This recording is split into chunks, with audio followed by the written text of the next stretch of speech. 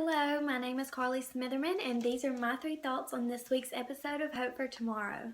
My first point I want to bring up is with Wanda and Charlie. In last week's episode, we can see that the sheriff actually believes that Wanda and Charlie committed the crime against Stick Smith. Although we are the listeners and we know that this is not the truth, that doesn't make them in any less trouble with the sheriff. They are actually going to be going under trial for Stick Smith's murder. In this week's episode, they are presented with an attorney. Attorney gives them 2 good points and 1 really bad downfall that they could be facing with this trial. The one good point is that Wanda and Charlie's story is really easy to believe before a jury.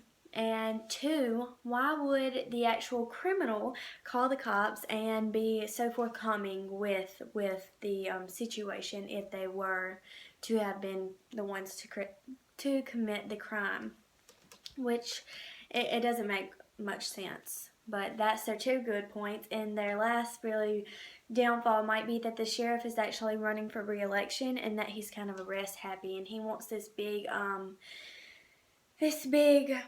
justice under his belt to make him look good and maybe help him in the election. So I can't wait to see if justice prevails in their situation and if they can finally make it home to California one day without being charged for murder that they did not commit.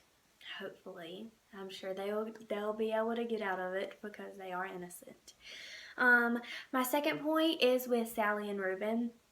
Sally's dad actually brought up a point that he wanted to ask out Ruben's mom in last week's episode. Sally and Ruben really didn't know what to think about this. Could it create tensions between the both of us or the 2 families, or could it bring us all closer together? Well, Sally's dad actually ends up asking Ruben's mom if she would like to go to dinner, and she actually says that she would love to and that she's really looking forward to it and that she was kind of interested in him in the first place, which is like a kind of woohoo for Sally's dad. And he's really excited about the whole situation. I really hope that works out for them. And my last point is with Evie. In last week's episode, Evie was not present. But this week's episode, she comes back, and I feel like her situation is kind of bleak at the moment. I feel like the manifestation that is kind of haunting her is just getting more and more control over her psychologically. Yeah, there we go, psychologically.